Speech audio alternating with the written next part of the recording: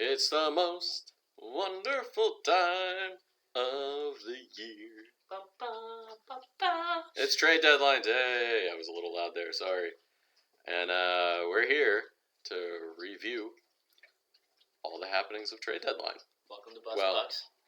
Oh yeah, welcome to BuzzPucks Trade Deadline Special. I'm Clay. I'm Bert. And again, glad you're here. Again, I'm so bad. We did 2 episodes today, and I fucked that up both times.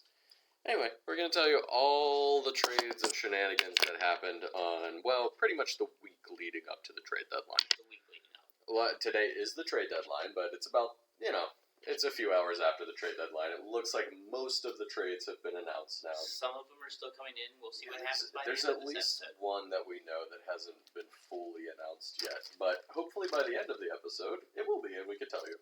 This week we're drinking Labatt's Brew, Yes, the Toronto beer.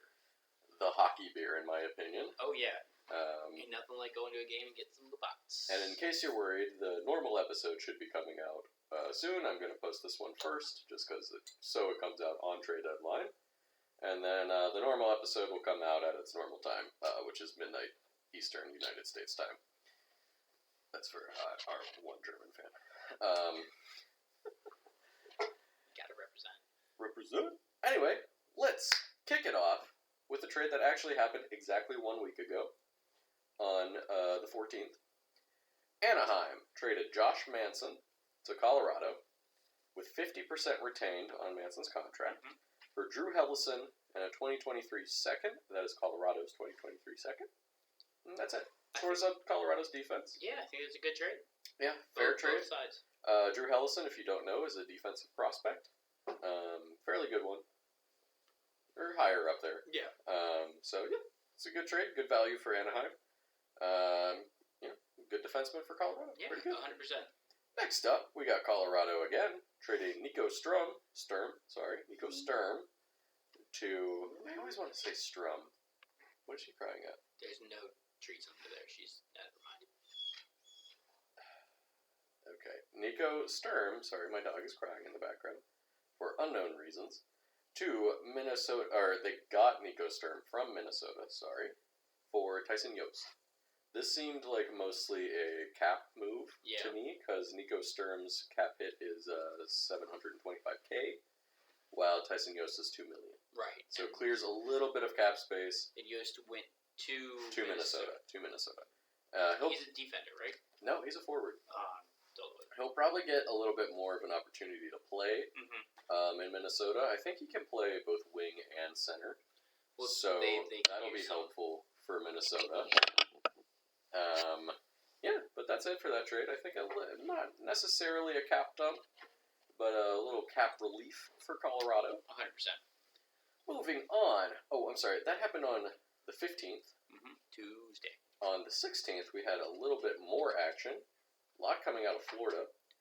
First, Florida traded Frank Vatrano to the Rangers for a 2022 fourth. And he played the next day. He played the next day in New York. Yes, he must have gotten right on the plane. He really did. He had a point stolen from him by a goalie.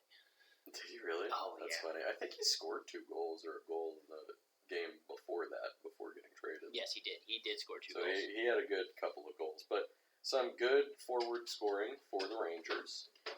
Can't ever have enough for depth scoring. Like, Vatrano? Yes. Vatrano. One of the two.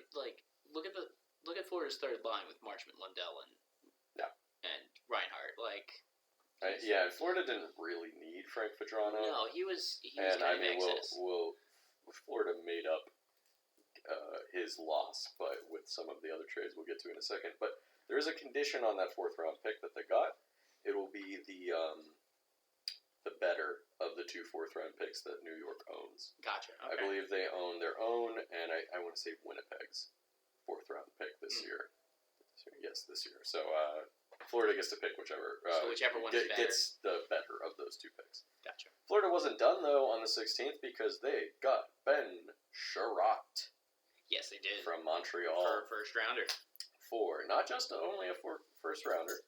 They traded Ty Smilanic a conditional fourth, and a conditional first. The fourth is it's not a conditional fourth. Sorry, I just marked it because it's actually the 4th round pick that they got for Frank Vetrano. Oh, okay, perfect. So whatever that pick is actually belongs to Montreal. Gotcha. That first is top 10 protected. Not that I think that that's really going to matter, but why not throw that in there just in case? So that's great for Montreal. It's a great that's great a big haul for Montreal. I actually didn't look up. Was that the day? It's the same day. Well, no. Was that with getting Sherratt? Is that the day that Ekblad went down, or is it the day before? I want to say it was the day before. Because Sherratt wasn't there yet. Before that happened. Hold on, I'm looking up. No worries. Who Smolonic is, because I didn't write down. Excuse me, sorry, he's a forward. So that was 2 days before. 2 days before Ekblad went down. Yes, Ekblad got injured, unfortunately. So, fortunately, he will be back. He will be back sometime in the playoffs. But they have Ben Sherratt to sort of make up for that, and they have another trade that we'll talk about in just a second. Sherratt, I like that pickup for him. He's a bruising defenseman. Playoff. So I think Montreal was asking too much from him. Yes. So going to Florida, he will not be asked to play as much of a big time role. He'll be on the third line. Yeah. Because they'll have Ekblad whenever he comes back. They don't rest on blow for penalties in the playoffs. That's true. So he'll thrive then. Yeah. Great pickup for Florida. So I agree. Oh, and Ben Sherratt's 50% retained too. It's so good. So good. And great for Montreal. Yeah. Excellent for Montreal. Good pickups for Montreal too. Moving on. Same day still. Calgary picked up Calle Jarnkrok. Calle Jarnkrok. Calle Jarnkrok. The K is silent. The last K is silent. It's annoying. With his contract was 50% retained. Mm-hmm. They got him from Seattle for Florida's 2022 second. He's he's Elias Lindholm's cousin. Yes. So who is also on Calgary. Excited to play. That was my dog's auto figure. They're excited to play with each other. Yeah, that's fun. So a 2022 second that did belong to Florida is going to Seattle. A 2023 third, which is Calgary's, and a 2024 seventh, which is also Calgary's. This is so a bunch of draft capital. I think it's good for both sides. Yeah, they get, again, depth scoring. He's fairly good defensively as well. And then Seattle gets a lot of draft capital, which they need because they're a new team. This kind of, this trade deadline and this trade a lot of draft picks. Basically, for Seattle was the picks that they couldn't get during the draft. Yes, you're correct, yeah. So they got those same capital, but just a little bit later. Yeah, which is fine. Yeah. Honestly, they got a lot. Montreal got a lot, as you'll keep hearing. That was not the only trade Montreal did. So yeah. But moving on to the 18th was when a semi-big trade happened.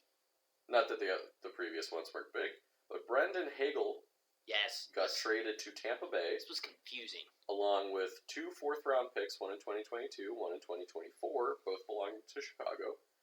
And they got him from Chicago, obviously. And Chicago's return was Taylor Radish, who scored last night. Oh, that's fun. For Chicago. And Boris Kachuk. I don't know those guys. They're both youngish forwards. Both played last night in the game against Winnipeg. Like I said, Radish scored. But on top of that, they got both a 2023 first-round pick from Tampa Bay, that belongs to Tampa Bay, and Tampa Bay's 2024 first-round pick, both of which are top 10 protected. Again, same with Florida. I don't think that that's going to be a problem. Right. But, would you open me one of those beers? Of course, I would love to. But yeah, so this trade is interesting. I thought it sounded like way too much when it first happened, but after I thought about it for a while, Hagel has 20 goals already this year. Yep. And moving to Tampa Bay has a high probability of getting more. He's signed through the next 2 years at $1.5 million per, which isn't very high. Go ahead. I didn't think it was too much. Really? At first. Okay. No, I didn't think it was too much. I thought it was very confusing because this was a guy Chicago was high on. Yeah, he's only 23. Yeah, this... Hagel is only 23. And I don't know. It seems like this would be a guy that you would want during your rebuild. What? Exactly. Well, remember going into this season, Chicago didn't think they needed a rebuild. Yeah, right. They were end of last season. They're like fully rebuild.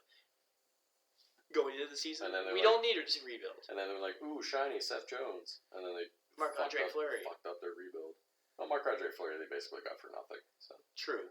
Let's keep laughing at Vegas for that. yeah. But you don't get Marc-Andre Fleury unless you don't think you're going to compete for a playoff spot. And then now they're just like, oh, maybe we should rebuild. Let's trade a 23-year-old. Yeah, it does. Now they got 2 first-round picks, and then like a couple of also youngish guys, to fill holes in their lineup. But like, I don't know. You're right. It is a rather odd trade. But here's the other thing. The other thing that gives me pause about it. This is the first time Hagel has done anything in the league. I think he played last year, and he had 9 goals. And he played the majority of the year. Well, so maybe he's just so he could finally also, coming into it, or he could also be a flash in the pan. Exactly. And so makes sense. if he plays for Tampa and doesn't do anything this year, and like barely does anything next year, you bet your ass people are going to be like, you gave up 2 first-round picks for him. Yeah, but at the same time, they're going to be late first-round picks. That's true, but it's still, I don't know. The thing is like, once Tampa Bay's window starts to close, they're going to be terrible. Oh, yeah. They're not going to have anybody. They're going to have their aging stars. They're going to be kind of where the Penguins are at. But until then, maybe screw them still, picks. No, I guess you're right, because that's kind of how the Penguins thought of things. And the Penguins are still competing. Yeah. So, I don't know. Yeah, we'll see. It might be okay. It might be terrible. We'll see in 5 years. Radish or Kachuk could become a star, and Hagel could fade into obscurity. Remind me, 5 years. I mean, those first-round picks could be anything. They could be Brandon Hagel. That's my favorite thing anybody ever says when I see draft picks involved in the trade. Anyway, moving on to March 19th, just 2 days ago, Anaheim received Minnesota's third-round draft pick in 2023 for Nicholas. Oh, I just heard how to say this name. Delorier. That's what it is. Oh, it was Delorier. Man, yeah. He had just gotten in a fight the night before. Really? Yeah, he That's did. funny. So Nicholas Delorier to Minnesota for Minnesota's 2023 third round pick. Whatever. Yeah. He's kind of like a tough guy forward. I think he'll probably play on the 4th line. I think he could score a little bit. He is your kind of enforcer type. Pseudo enforcer. I mean, There's no pure enforcer anymore. The only one that even comes close is Ryan Reeves. And he's playing great for the Rangers this year. So like he doesn't even fit that mold anymore. So Minnesota got some truculence. Yeah, for their team. He's someone who will stand up for. True. For a player who gets hit. He might score a big goal here and there too. 100%. I don't hate this trade. And he's probably up there with the most confusingly pronounced last name. Desolaires. Yeah, because that's what it looks like it should be, but it's Delorier, so silly French. Anyway, I didn't same have to day. say his name anymore. I didn't have to say his name anymore. Damn it, I do. It's up to you. I'm gonna have to look it up every time. I'm never gonna remember. Moving on to a big trade between Anaheim and Boston. One of the bigger trades. Maybe dwarfed by the trade that happened right after it. But I thought you were talking about the one that happened right after. So never mind. It's a big trade. It's still a big trade. Yes. So, Boston got Hampus Lindholm, defenseman, very good defenseman, with 50% of his contract retained by Anaheim, but that's just for the rest of this year. Just for the rest of the year. And a player that I did not look up named Cody Curran. For John Moore. Oh boy. Urho Vakanainen. Sure. Vakanainen. He's a defensive prospect. John Moore is also a defenseman. A 2022 first, 2023 second, and 2024 second. That is the trade. Right afterwards, almost like less than a couple of hours after, maybe the next day, Hampus Lindholm signed an 8-year, $6.5 million extension. It was the next day. I think it was the next day. So that makes sense with how much they gave up. Yep. John Moore is just kind of like a whatever. Yeah. I think that was probably just money that had to go back. It's so rude of us to say that about a human being Yeah, whatever. when we never played hockey. Yeah, fuck them. Urho Vakanen, I guess, is I think supposed to be a fairly good defensive prospect. But yeah, quite a lot given up. No stipulations on any of those trades. Go ahead. Oh no. Oh no. No stipulations on any of those draft picks. That's one of the only ones that doesn't have any stipulations on a first round draft pick. It's Vakanen. Okay. It's Vakanen. Vakanen. Thank you. Yep. Thank you for putting that back in my lap. Vakanen. So a lot of draft capital for Anaheim, who adds to their draft capital that they already got for Josh Mason, and more to come from Anaheim as well. So yeah, and Hampus Lindholm is a very good defenseman. Very good. He doesn't get talked about a lot because he plays for Anaheim. Because he plays for Anaheim, and he's a defensive defenseman. He doesn't score a ton. That's true. But he's a very solid defensive defenseman. And $6.5 million is. I think that's kind of even a bargain for him. Yeah. I mean, it'll take him till when he's like 36. Yeah, 8 years is a long time, but what are you gonna do? He might be 31.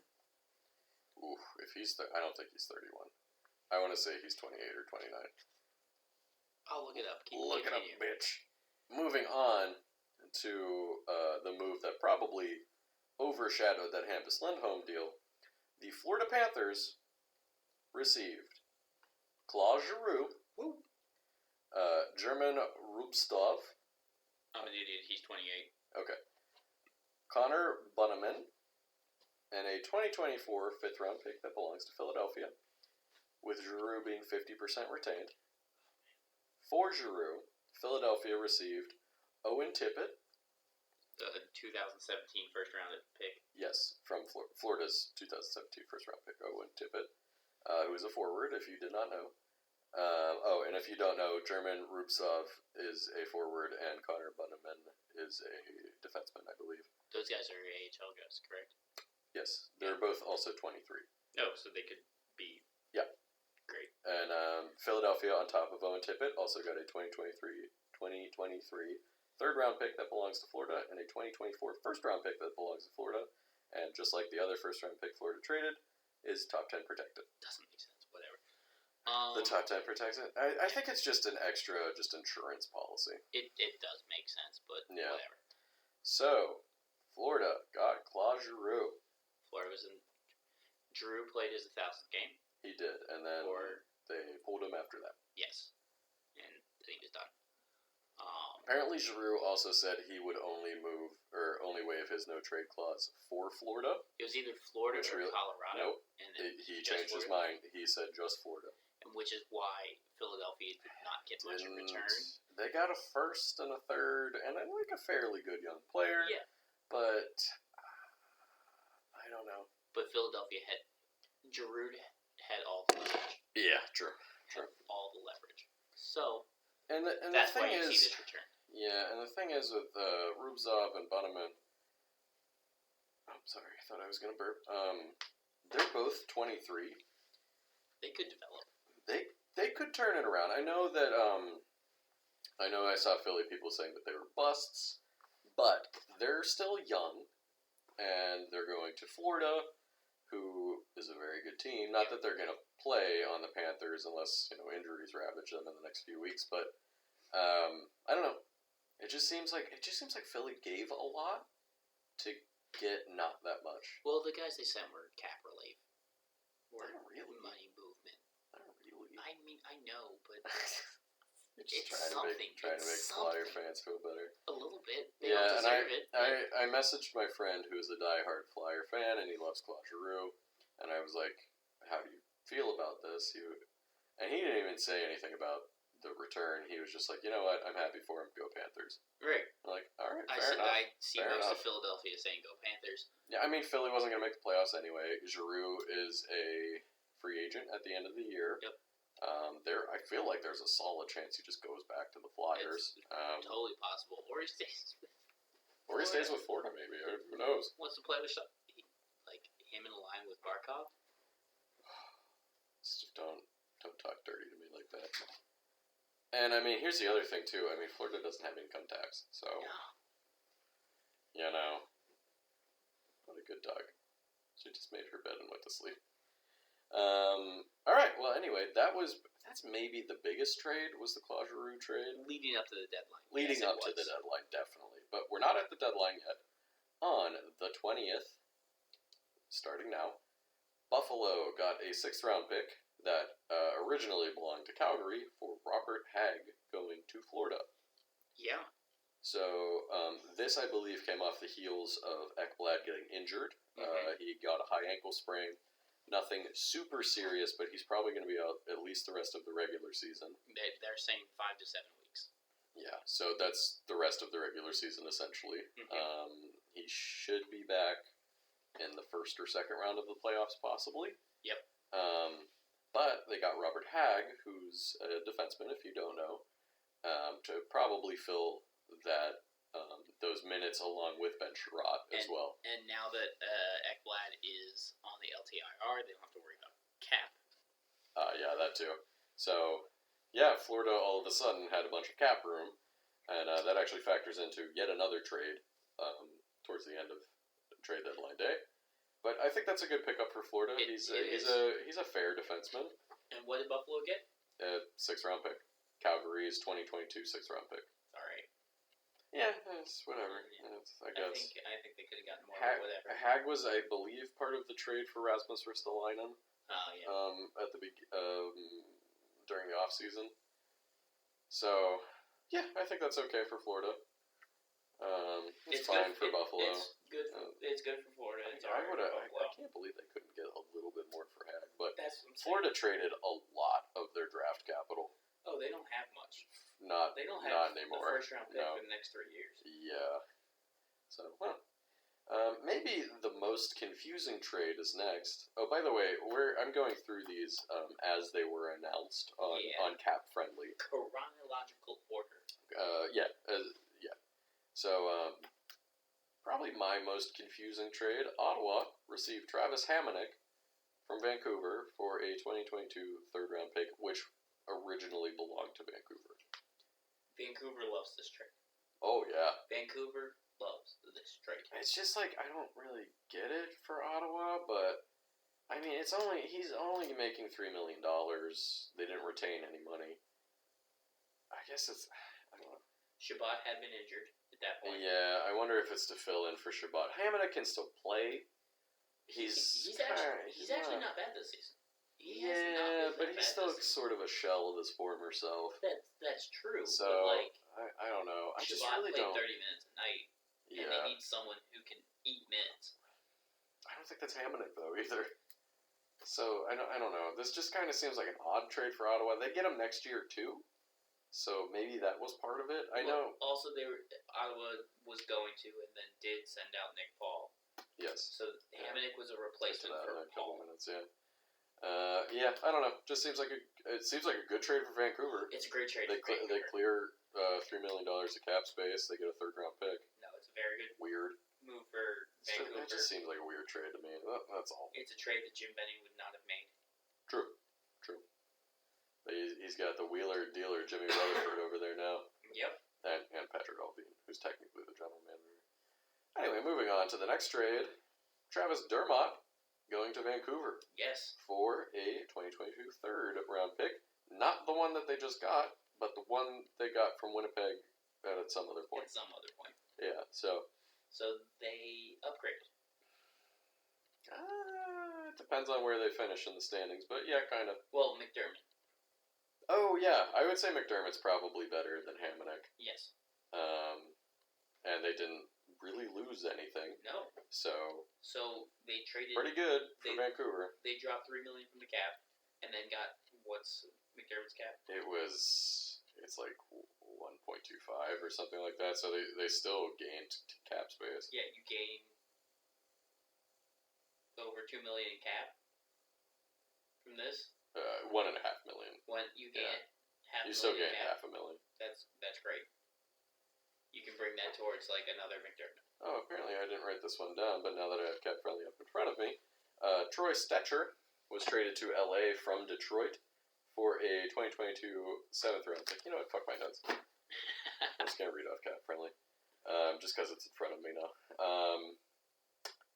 Yeah, that seems fine. Yeah, As a depth defenseman for LA. Which LA desperately needs with all of their injury problems right for, now. If they want to stay in the playoffs. Right, I saw Doughty is also injured. Yes, I said that last week. Yeah.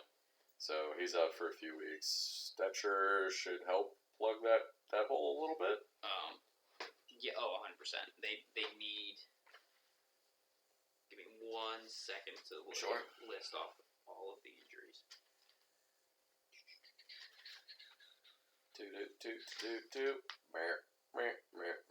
That 7th round pick is... It's not nothing, but it's not anything, really, you know? Yeah, Dustin Brown, Doughty, Lemieux, Arvidsson, Anderson, Athanasiou, and Roy. We're all in the last 2 weeks. I think, oh wow, yeah.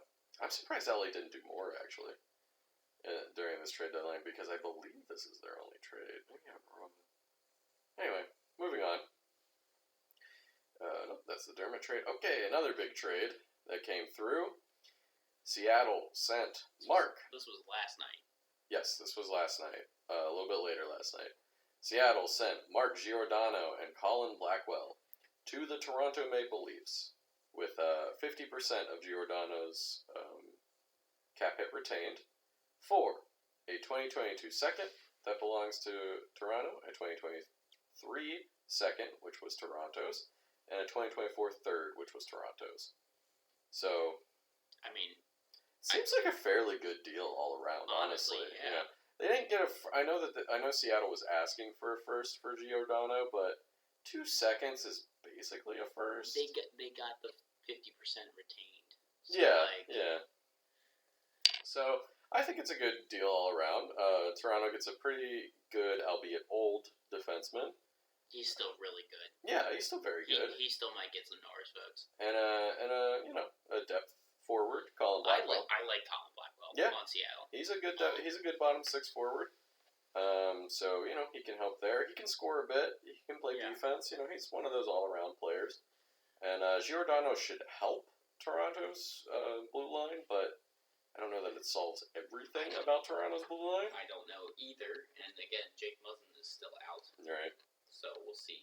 So I think that's a pretty good trade, just all around. Doesn't help their goalie problems. No, it doesn't, and they didn't really do anything to help their goalie problems in general, as far as I know. Seattle gets a bunch of draft capital, which again they desperately need for the next 3 years. So good on them. Yeah. Moving on, Nick Paul, as you mentioned before, got traded to Tampa Bay with 44.5% of his cap hit retained. That's a weird number. So specific. Well, Tampa Bay doesn't have a lot of wiggle room.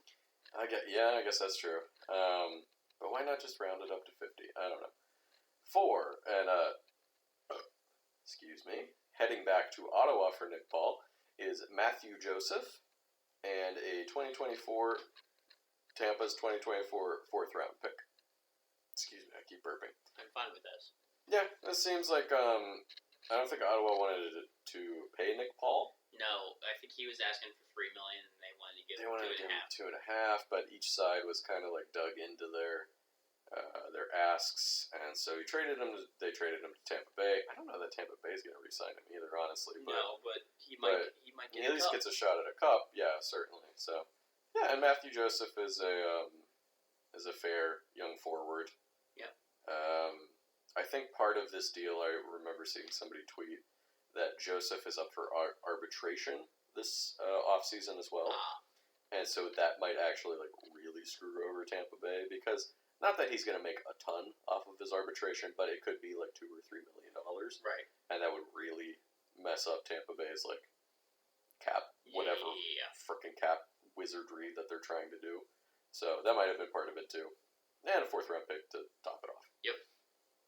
Moving on to even later in the night. It is a fun one. I actually like this one. Scott Wedgwood got traded to Dallas for a conditional 2023 4th round pick that belongs to Dallas. If the Stars qualify for the Cup Finals, this pick becomes a 2023 third-round pick. Scott Wedgwood actually played pretty well against the Penguins the other night. Well, he's now their backup. Yeah, because they don't have any other goalies. Yeah, because remember when Dallas had like all the 3 goalies? Yeah. And then Ben Bishop was like, "Hey, I'm gonna try to come back. Nope, my hip fell apart.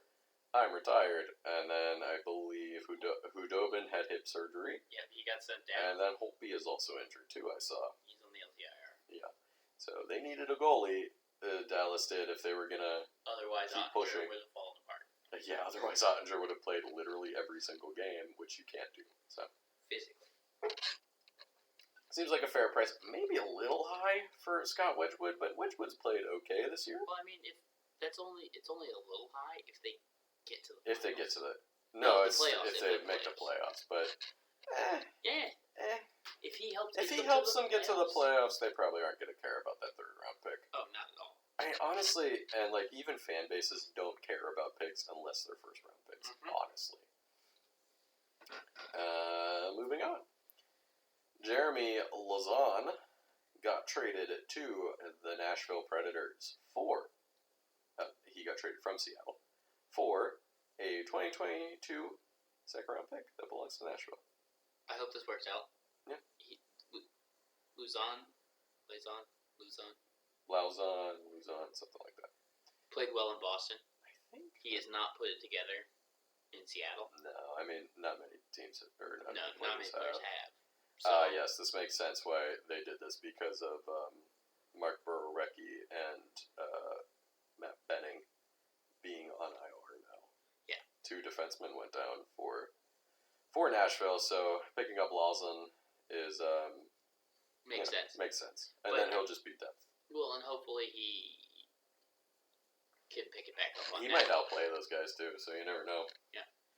So yeah, pretty good pick all around, and a second-round pick for Nashville. So Seattle's just getting all. Seattle's just gobbling up picks, and including Seattle traded Mason Appleton to Winnipeg. Back to Winnipeg for a 2023 4th-round pick that belonged to Winnipeg. So even more draft picks for Seattle. I saw something that they have more draft picks than signed players. They have more draft picks than God. Like really? They have 33 draft picks in the next 3 years. Yeah, and they only have 32 players signed. It's hilarious. I mean, that's fine. They'll be able to start shaping their system the way that they want it. Maybe they have a vision for what they want things to look like. Yeah.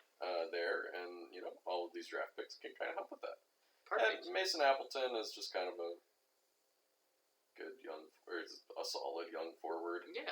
It makes sense with what Winnipeg does a little bit later. He got picked up off of Winnipeg in the expansion draft. Mm-hmm. That's how he ended up in Seattle. So they're just giving him back.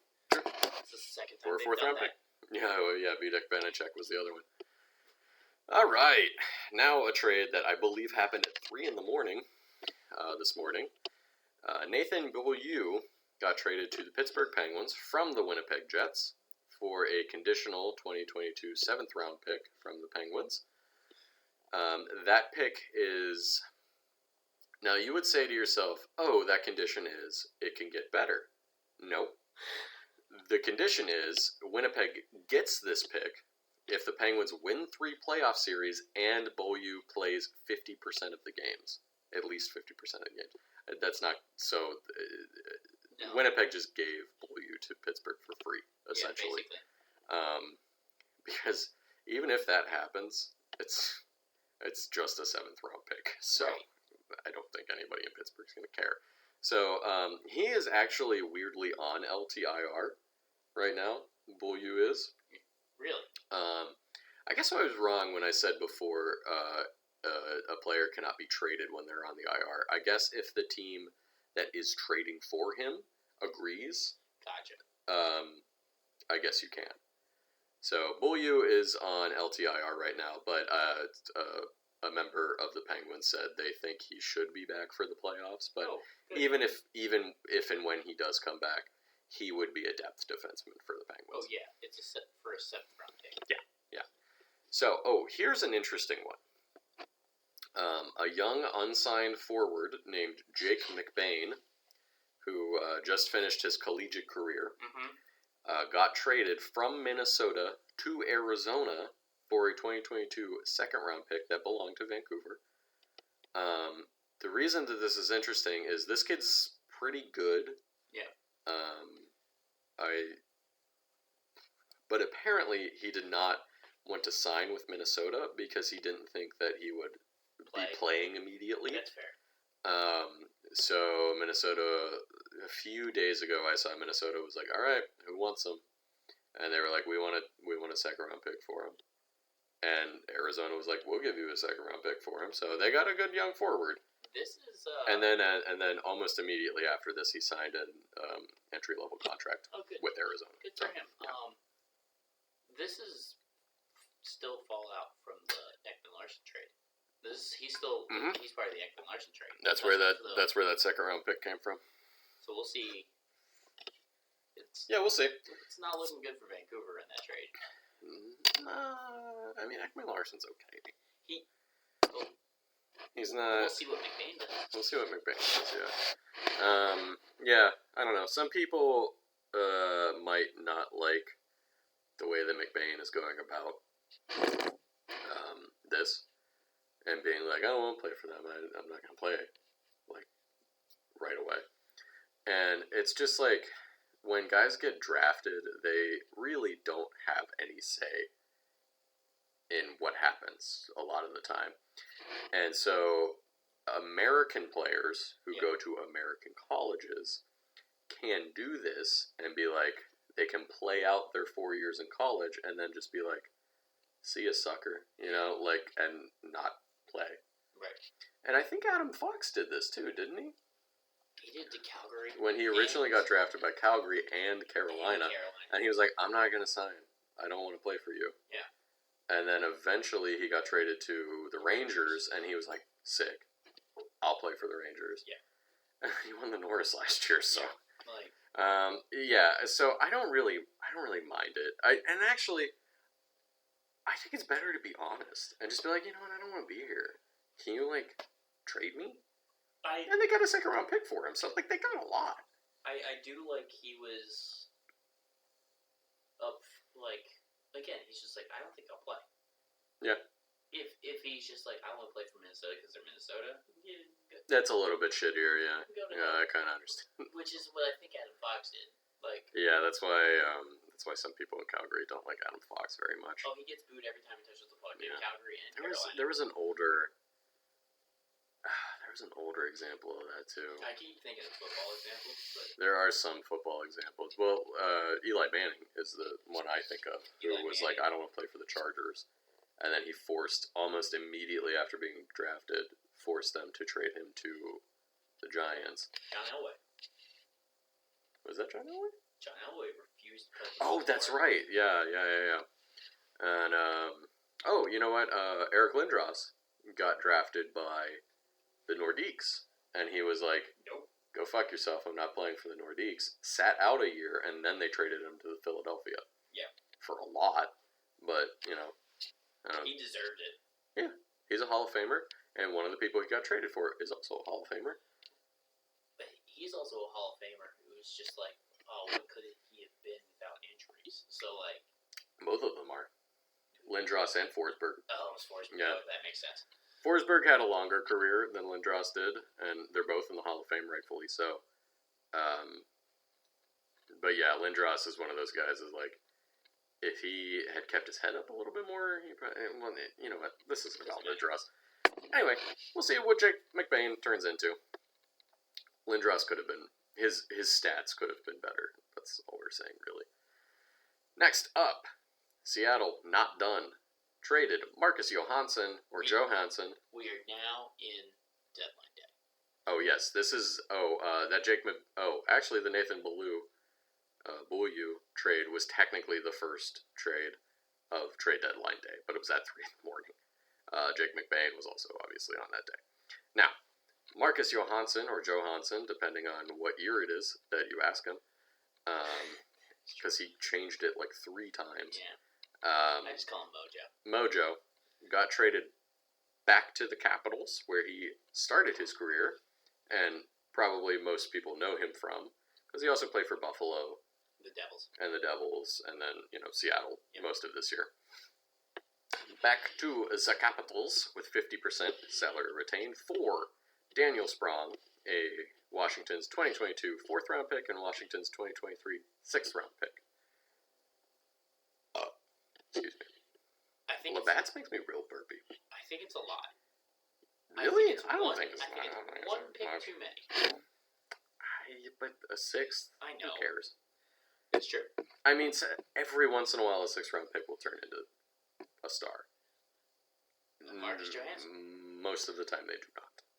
Oh, okay. Was he a 6th-round pick? I have no idea. Oh, okay. I understand the joke you're saying. Sorry.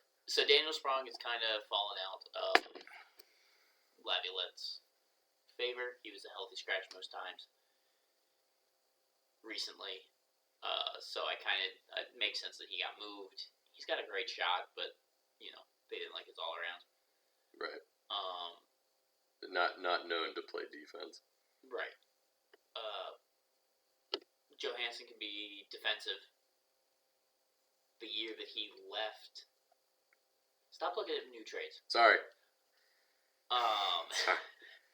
That one trade finally went through that we were talking about before, yeah. The year that he left, he was the only guy that could enter the zone on the power play, so that was frustrating. Oh, man, that's rough. Oh, man, it was frustrating. Yeah. So I'm interested to see him back. He's had some concussions he's solid. in between, unfortunately. I think he's just going to help you guys defensively. He can obviously score a bit, too. I honestly don't think this is too much. I mean, a 4th and a 6th. 6th, meh. 4th, yeah, okay. Yeah. Sprung, yeah, alright, I'm happy to see him back, honestly. Yeah. He was one of the guys that just like, man, I wish he was on the team when they won the cup. Because he Yeah, left the offseason the year before they won. Yeah. He was cap casualty. Cap casualty. And unfortunately, that happens a lot when you have a cap. Yep. Oh my god, I keep burping. I'm so sorry, listeners. I'm trying to get the mic away before I burp, but sometimes I just can't. Anyway, moving on to a trade that's kind of odd. Winnipeg sent the contract of Brian Little and Nathan Smith. Let me just see what Nathan Smith is. Nathan Smith is a center, AHL center, prospect center. Yeah. For a 2022 4th-round pick that belonged to Arizona. So sorry. This essentially is them getting rid of Brian Little's contract. Brian Little is all but retired.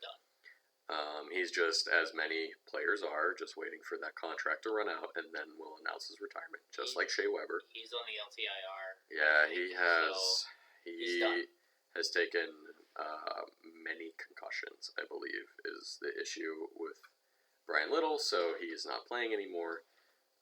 But this essentially is just Winnipeg sending his contract to Arizona. Arizona has done this before. They did it with Datsuk. Yep. They might have also done it with Hossa as well, where those guys were all but retired, and they just took those contracts to get a prospect in this instance, Nathan Smith. I'm surprised Seabrook's in Tampa. Oh yeah, I forgot about that. Interesting. And actually, they gave up a 4th-round pick this time. Yeah. So they actually paid something for Nathan Smith and Brian Little's contract. So it's really sad. Brian Little was actually a really good player before he started getting injured all over the place. So that sucks, but that's what that trade is. Moving on to Minnesota and San Jose had a trade today. That doesn't make sense. What? Because that trade came in after another one. I don't know that the other one was finalized yet. Okay. It's only 2 later. Fine. Whatever.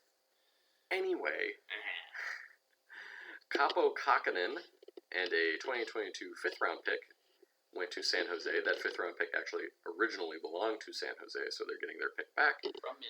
From Minnesota for Jacob Middleton, who is a defenseman. Do you think he's 25? Right? He's young, on the younger side. 26. But, youngish defenseman helps out Minnesota's defense. Yeah. Now, that might seem odd that they traded one of their goalies. One of the 2 goalies that they have. But that'll make much more sense in just a second.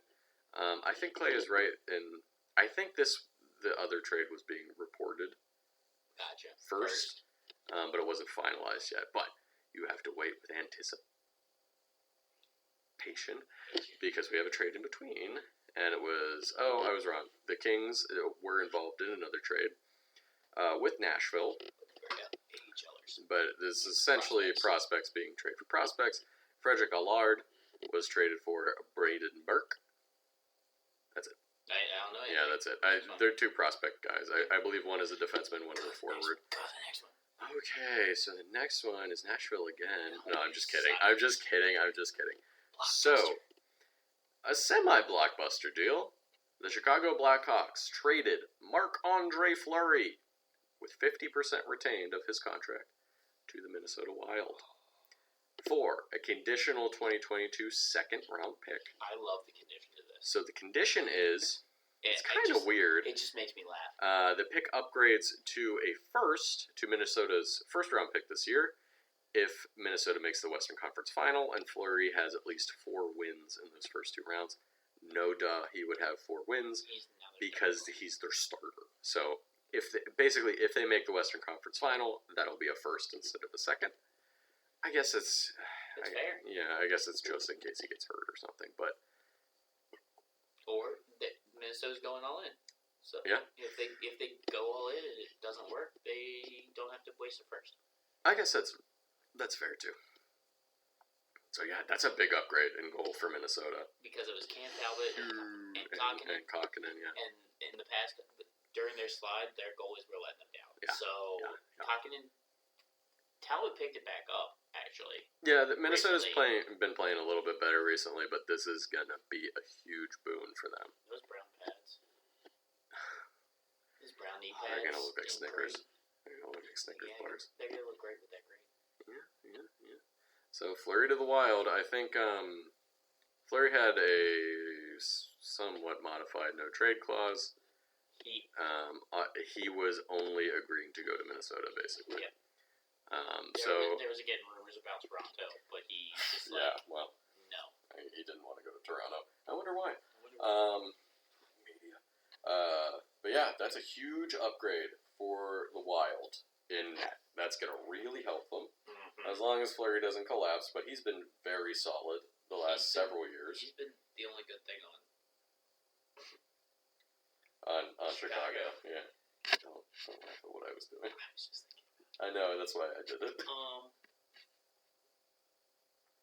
Imagine if he had actually had his hand broken in that Winnipeg game.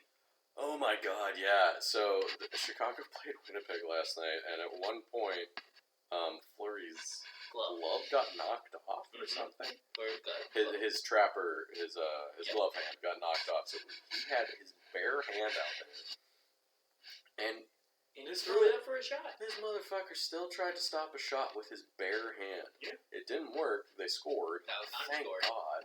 Honestly, thank God, because that could have broken his hand. It would have broken. And then he went to the Wild. Man, that would have been such. It would have been so anticlimactic. Chicago didn't think they were going to trade him. No, Minnesota must have come in today and was like, you know what, look, we'll do this. It can become a first if we make it this far. The only reason he played against Winnipeg is because they were going to trade him. Well, Chicago wanted a first-round pick. There's a bunch of teams that were like, we do not want to trade our first-round pick for a rental, which Fleury is.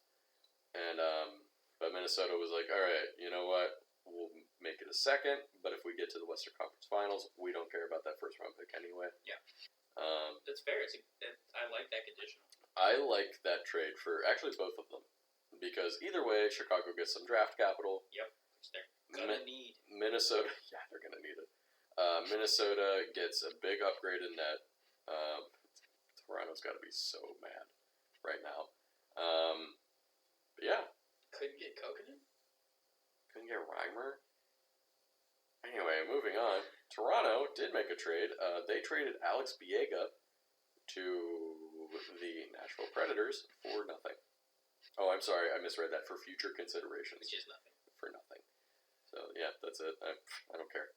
Biega's going to be... I think he might be a placeholder for one of those defensemen who were hurt. I don't even know what his contract is. Oh, it's the Bettman So, yeah. I think he's been playing in the AHL. So he might be like their 7th or 8th defenseman. Yeah. I don't know. That's just kind of a depth pickup. Yeah, moving on.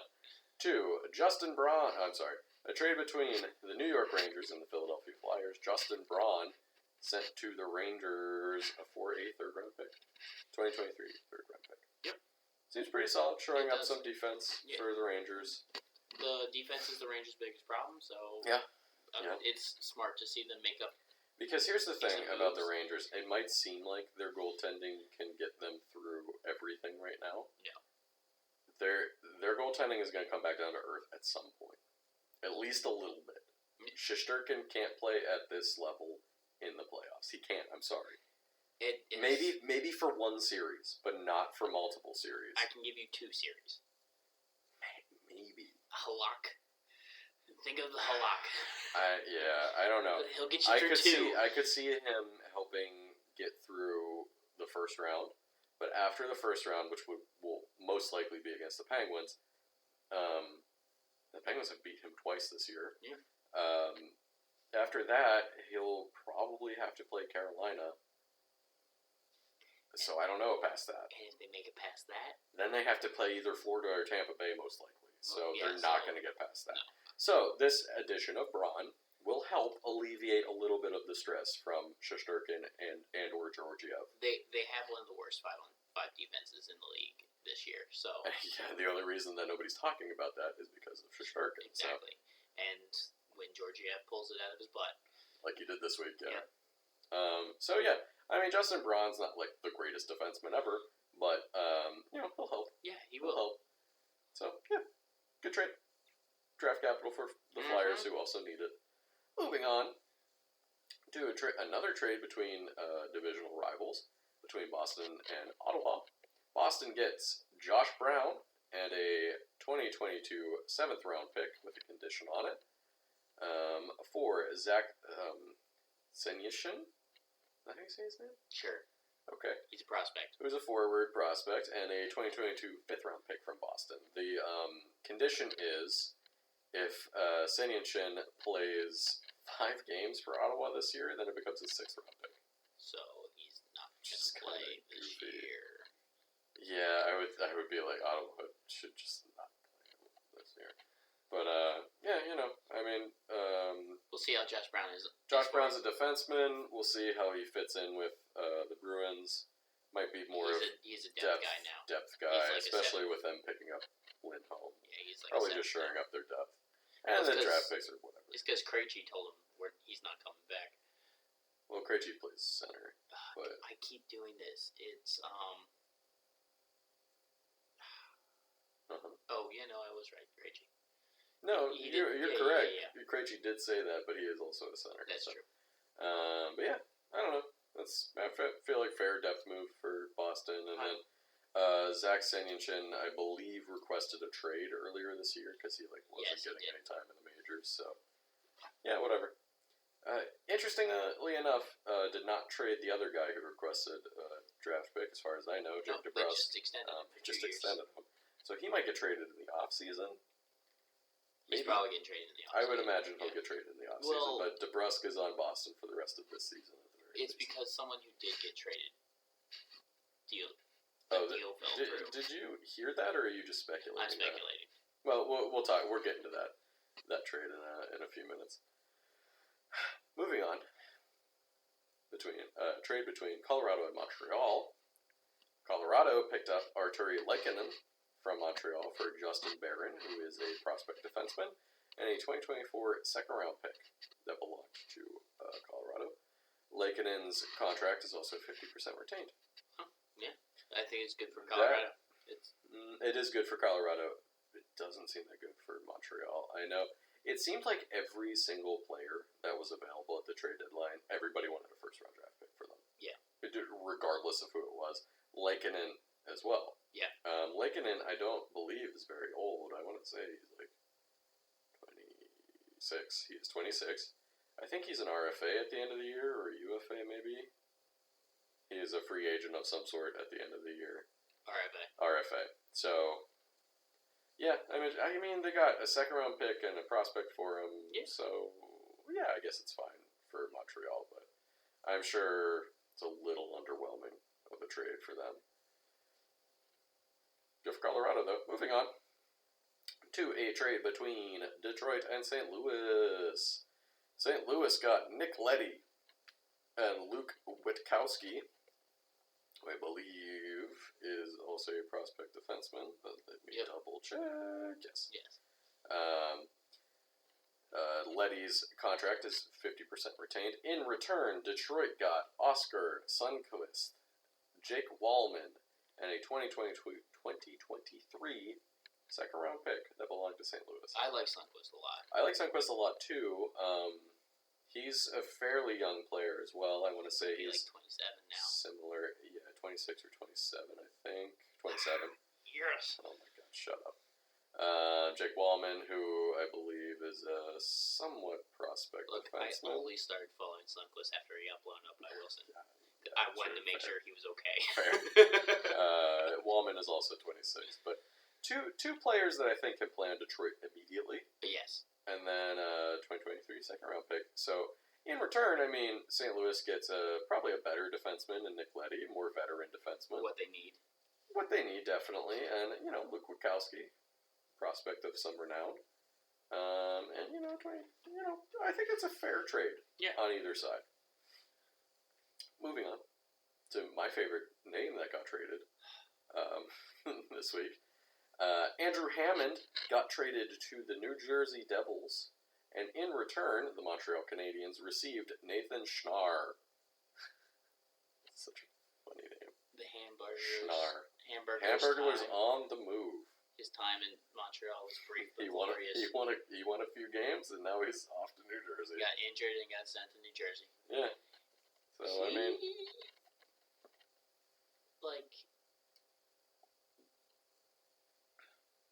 It seems like Montreal turned something around for him. Yeah. Yeah, he was playing okay in Montreal. He won a couple of games. Yeah, but... got hurt, and now that Jake Allen's back, and Montembeault is back to being but the hey, second. Montreal got to turn him into a, I just looked it up, forward prospect, who has a hilarious name. Yeah. Schnarr. So yeah, okay. Like something on the Thundercats. Yeah, right? Schnarr. Washington and Arizona are next up in our trade dance partners. Washington picked up Johan Larsson from Arizona for a 2023 third-round pick that belonged to Washington, with 50% of Larsson's cap retained. This is a good move for Washington because they need a defensive center. Solid defensive center in Larsson. I believe he is hurt currently. Well, so is Nick Dowd. So. I see. So, Larsson can play center or left wing, from what I'm reading here. He's 29, is a UFA after this year, so a little bit of a rental, but, I think it will really help. Once he's fully healthy, certainly will help with their penalty kill and their defensiveness of the bottom six. Oh, excuse me. Yeah, just yawn right into the mic. Winning face-offs. Because the Caps... I don't have anything to say. I've been burping all over the mic. Caps are one of the worst in the league in winning face-offs. Oh, really? Last couple of years, yeah. So that is helpful for the Washington Capitals. They've been missing Jay Beagle. They should pick them up. He was also on Arizona. He's on the LTIR. Never mind. And has been for months. And that third round pick, hey, more draft capital for Arizona. Calgary sent Michael McNiven, a goalie, to Ottawa for future considerations. Second time this year. That guy gets traded so much this year.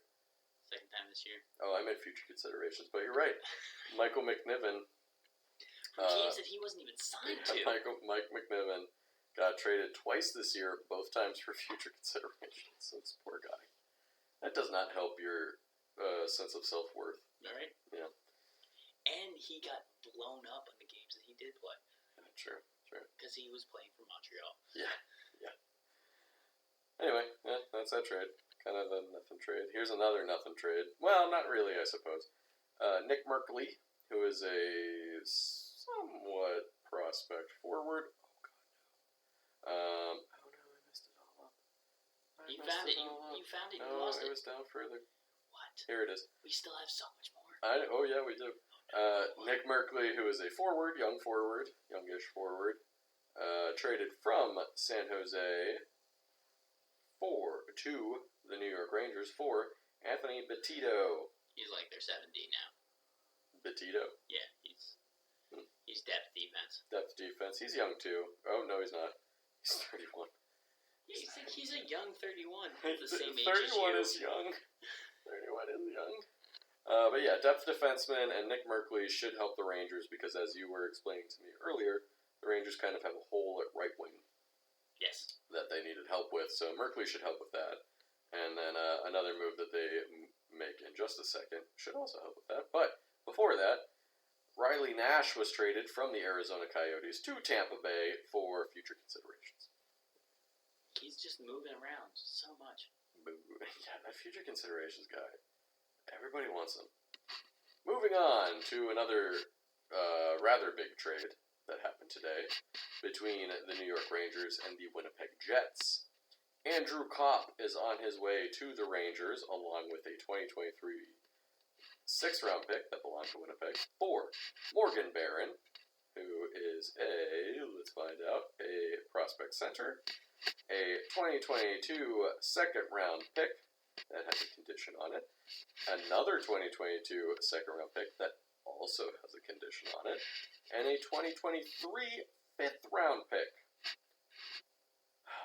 Okay, so the condition on the first 2022 pick, 2nd-round pick, that belongs to the Rangers, it upgrades to a 1st-round pick if the Rangers win 2 playoff series, and also if Kopp plays 50% of the games, which he should, as long as he is healthy.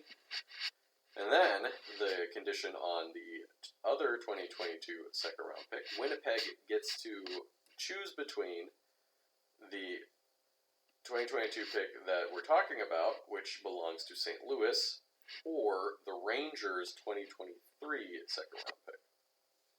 I don't like this trade, only because it makes the Rangers better. It does make the Rangers better. I hate them. Yeah, Kopp is a good kind of like Swiss Army knife kind of player. He can play wing, he can play center, he can play defense, he can play offense, it does make the Rangers better. And, they gave up a prospect and potentially a 1st and a 2nd and a 5th. So it should help them. I want to read you the natural right wingers for the Rangers right now. Tell me. Gauthier.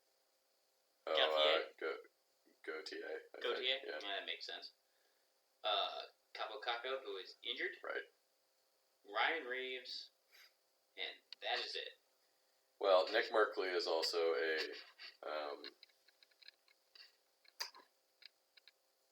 right winger. All around. I just had a fucking brain fart. Merkley's right winger. Kopp is all around. Kopp is kind of an all around. He's listed on Cap Friendly as left wing / center, but I would imagine he could probably play right wing too. I mean, Lafreniere is listed as left wing. He has been playing the right wing. He has been playing right wing. So it's kind of up to the coaching staff who plays where.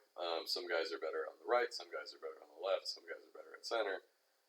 But Kopp, I think, just in general makes them better. And he could even be somewhat of their answer to their second-line center question as well. That was another hole that the Rangers kind of had. They do have Strome to play second-line center, but there was rumblings that they were looking for an upgrade at second-line center, but it doesn't seem like they got it, unless you kind of thought that way. McKegg.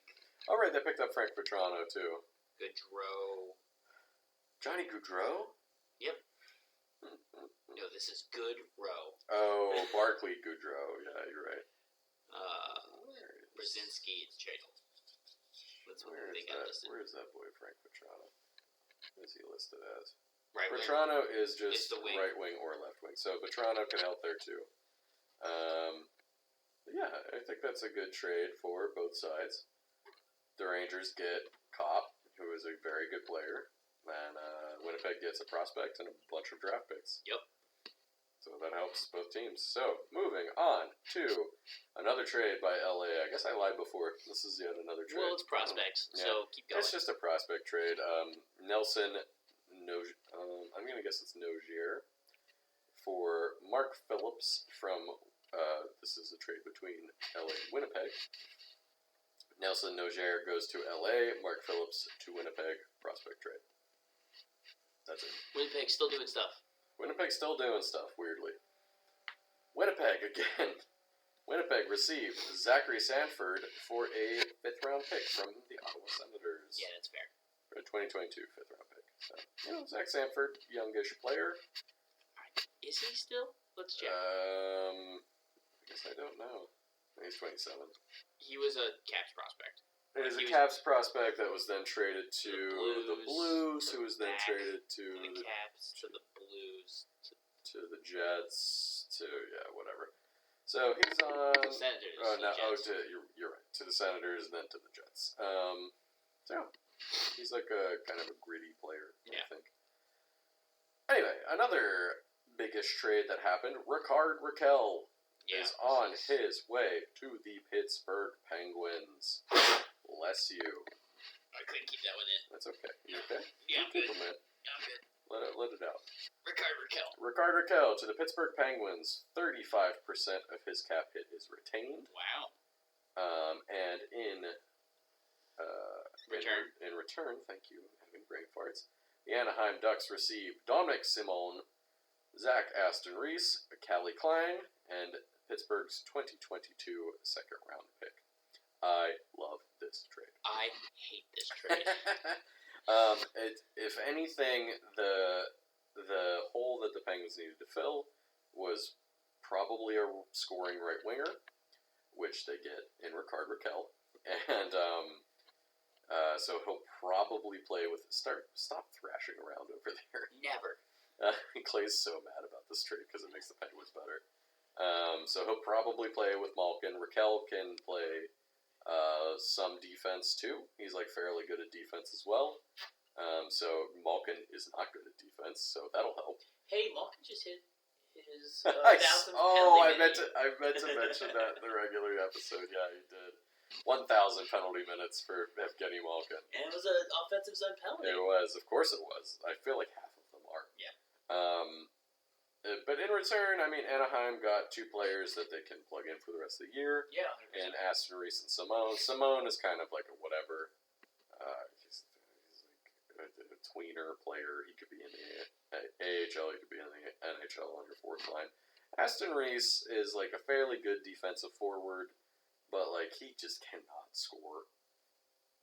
Well, there's so many guys in the league that make their living off that. So it's so both of these guys are pretty replaceable for the Penguins, and I can already tell you that the Penguins will probably replace them with Radim Zohorna, is who I would guess is going to play. Hagelin's like that too. Yeah, he is a great penalty killer. He's super fast. He seems like he should score, and then he just doesn't. If he could score. He'd be one of the greatest players ever. He would be up there with who? There's one player who almost won the Hart and Selke, or the scoring title in Selke. I think it was. Oh, God damn it! It was a Russian player. He was on Detroit. I can't think of Fedorov. It was Fedorov. Yeah. God. Chasson is another guy who can. Yeah, if he could just score. He would be so good. An all-star every year. Yeah. So, Aston Reese I think should help the Ducks. He's 28 or 27 or 28 now, so he can help moving forward. He's not an expensive forward either. Callie Klang is a prospect goalie, so who knows if he'll develop well or not. Gibson's getting old. True. And that second could be anybody. Could be Rickard Rakell. So, God, I'm sorry. I love that joke. Anyway, I think a good trade all around. The Ducks got a good prospect and a 2nd-round pick. And 2 players that they, 2 plug players that they can, use this season moving forward if they need to. And the Penguins get Rakell. So what I was stipulating is that it could have been DeBrusk for Rakell. Yes, this is what Clay was talking about before. He is speculating that Boston was trying to trade Jake DeBrusk plus I'm sure something else for Rakell. And that didn't develop, I guess. And then the Penguins were like, gotcha. Exactly. and swooped in and got Raquel. Raquel, weirdly, even if they didn't retain salary, he is on a cheap contract. He is. It was like $3.8 million. Yeah. What the hell? It's, Why is he so cheap? I think it's his first contract. Oh, they must have said it must have been long. Yeah. I'll be interested to see if the Penguins try to re-sign him towards in the off season too. We'll see. He's been fun to watch this season. No, get out of here, weird thing. Oh, if your computer restarts right now. No, it's like a news thing that if I hover over it, it pops up and then won't go away. Anyway, the Edmonton Oilers and the Montreal Canadiens were dance partners today as well. Brett Kulak was sent to the Edmonton Oilers with 50% of his salary retained for William Ligeson, who I believe is a defensive prospect. Yeah, I was correct. Look at you. With a 2022 second-round pick I knew nothing. that has a condition on it, and a 2024 seventh-round pick that belonged to Edmonton. The condition on that second-round pick is if the Oilers reach the Stanley Cup Final, Montreal actually gets Edmonton's 2023 second-round pick. So they'll get the Instead. 22. So they're going to get their 2022 second-round Sounds good. pick. Continue. But yeah, I mean, it should help Edmonton's defense, I guess. I mean, it doesn't really move the needle too Yeah. much. This next trade doesn't either. This next trade doesn't either. Edmonton wasn't done. They got Derek Brassard. You heard that right, folks. They got Derek Brassard. Derek can barely score Brassard with 50% of his salary retained. It's so little. I know, it's only $400,000. They got him from the Flyers for a 2023 fourth-round pick. Moving on. It's a bad move. I don't know that it's a bad move. I just don't think it'll help. Take me 5 years to make that much money. To make this much money? Yeah. 5 years? I'm not good at math right now. We make a similar amount of money. This would take us 12 years to make this much. All right, that's even worse. Okay. Anyway. I missed a zero. Moving on. I'm sorry. This is between Dallas and Detroit. Vladislav Namestnikov I love that name. got traded from Detroit to Dallas with 50% of his salary retained for a fourth-round pick. 2024 fourth-round pick for Detroit. Depth forward seems like a fair deal. 100%. Speaking of depth forwards, San Jose traded Andrew Cogliano with 50% of his salary retained.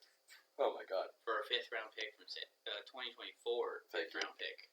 Well, I'm having burping fits from the Colorado Avalanche. So this becomes, he's depth, Yeah. but he was one of San Jose's better forwards. So Yeah, I think this is a good trade by Colorado. I do too. A sneaky good trade for Colorado. Ryan Carpenter was traded from the Calgary Flames. Or, I'm sorry, no. From the Blackhawks. From the Blackhawks to the Calgary Flames for a 2024 fifth-round pick from Calgary. That's it. Depth forward for Calgary. Seems fair. Next up, another prospect trade or AHL guy trade. I just want to hear you say these names. And then we'll move on. Okay. Tampa Bay sent Antoine Morand to San Jose for Alexei Melnichuk. Yeah, sounds great. Continue. Mm-hmm. Prospects. Mm-hmm. Prospect / AHL guys traded, so, not much to talk about there.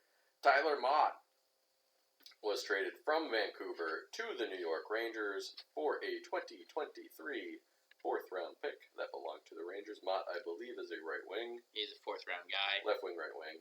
Yeah, so he's a fourth-line guy. Yeah, so he'll fill that. He'll fill whatever wing spot he needs to, probably on the fourth line for the Rangers. Gives him better depth. Yeah. There you go. Future Considerations is on the Oh move my again. god, Future Considerations got traded again. This time, Future Considerations got traded to the Minnesota Wild for some guy named Victor Rask. Just kidding. Victor Rask got traded to the Seattle Kraken with 50% of his salary retained.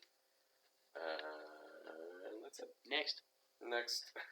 So, Victor Rask is kind of just like, he's a forward who just kind of fell apart for Minnesota. And, yeah. Anyway, so here is an interesting trade. Yes. The Columbus Blue. This is 3 teams. This is our, I believe, first and only 3-team trade so far. As far as I know. We'll refresh in just a second. I'll push the button. Don't do it right now. Let me read this first. So this is our first, at least, 3-team trade. Max Domi first got traded to the Florida Panthers. That's how this works? Yeah, the way that they have this set up is kind of confusing. Because it should be Columbus to Florida to Carolina. Oh, that doesn't make sense. Okay, All right, so continue. so anyway, the way so Max Domi eventually ended up on the Carolina Hurricanes along with some guy named Tyler Inamato.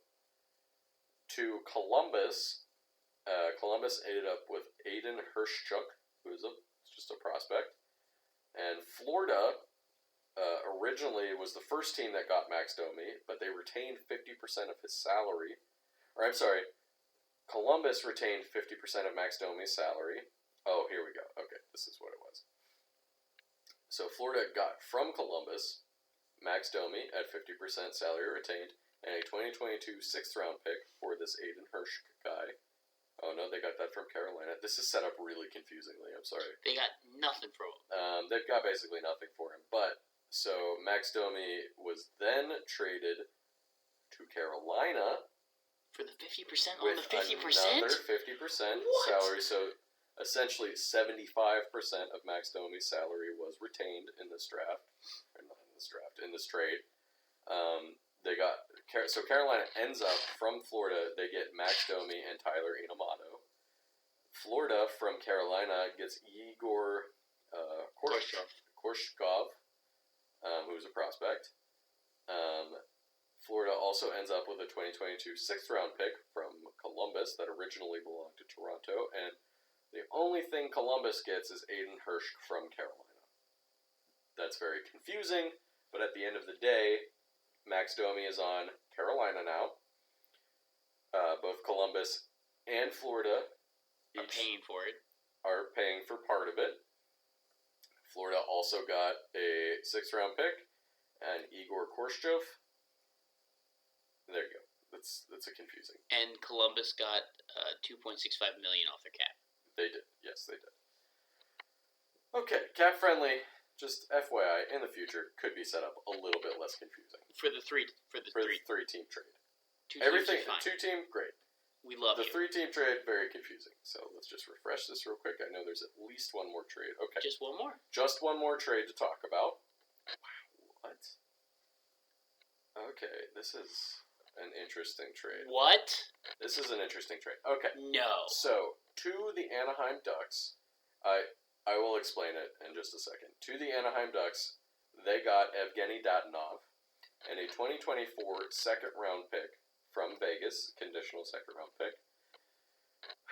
To Vegas, they get Ryan Kessler, who is on LTIR. That's had to be it. And John Moore, who was previously, just a couple days ago, gotten from Boston. Yep. So Ryan Kessler is on long-term injured reserves, but so all of that comes off of the cap. Yep. So I think that was just a placeholder. Kessler, much like Brian Little that we mentioned before, and Shea Weber, all but retired. Okay.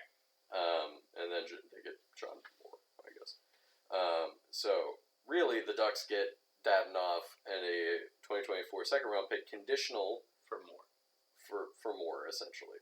The condition on that draft pick is Anaheim receives Vegas' 2nd-round pick in either of the 2023 or 2024 draft, depending on the results of the condition in the Eichel trade. We're not going to go look that up. But no. So it's conditional on whatever Buffalo takes for the Eichel trade. Yep. And they get whichever 2nd-round pick is left over from that.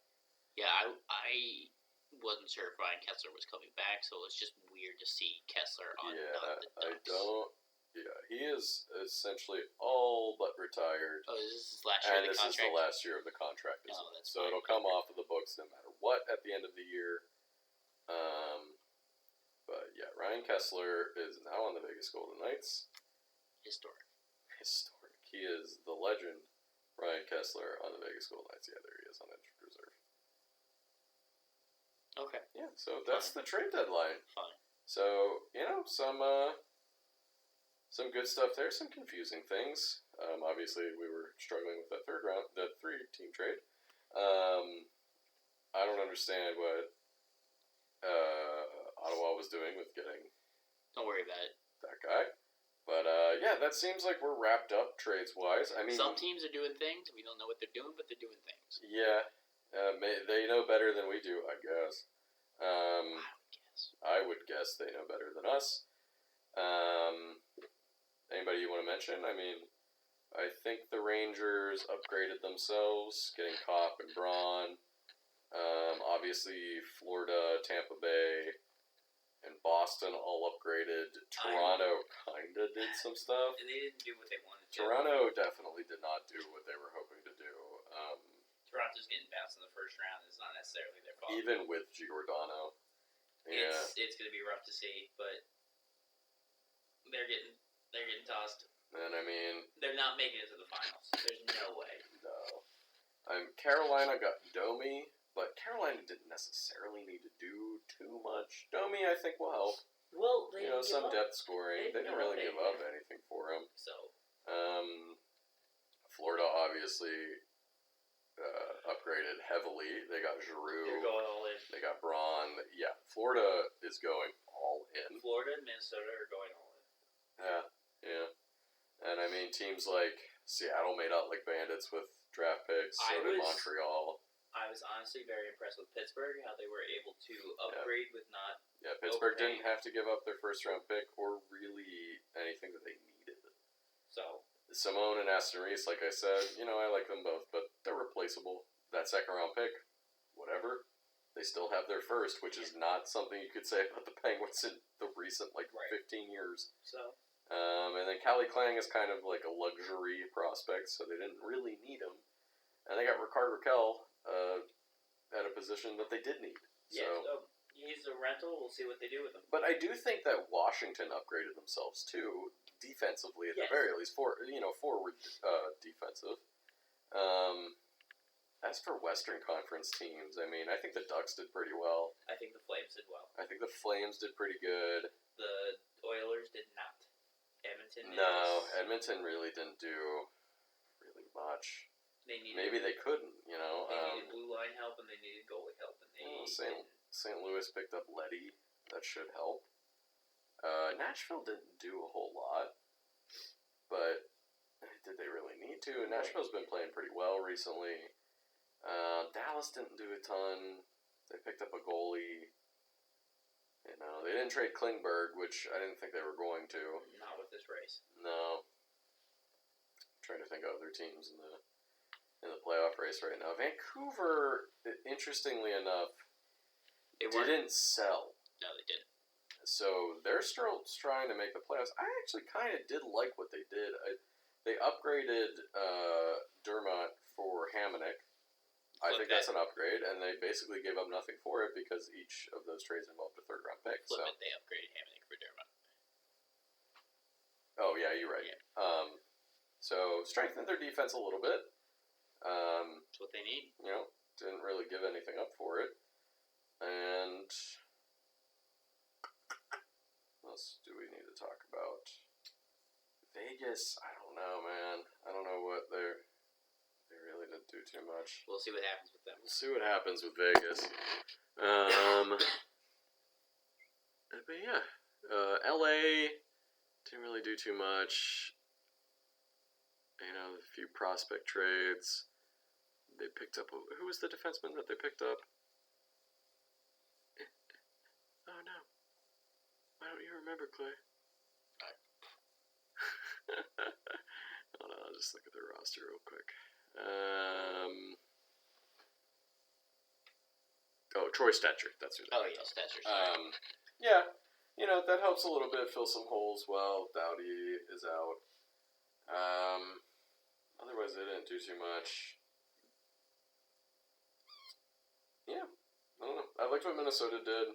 I liked what The Rangers did. I liked what Pittsburgh did. Washington, I also liked. Yeah. I think they're all solid deals. Carolina didn't need to do too much, but they picked up Domi. Correct. Florida and Tampa Bay are in an arms race. The East. Boston's trying to keep up. The East is going to be a bloodbath. The East, except for Toronto, armed up. Yeah. I don't know. I wonder if Toronto, just a bunch of deals got sniped out from under them by other teams. I can believe that too. If we're speculating that the Raquel deal kind of got sniped out from under Boston, I would imagine at least something got snaked out of from under Toronto.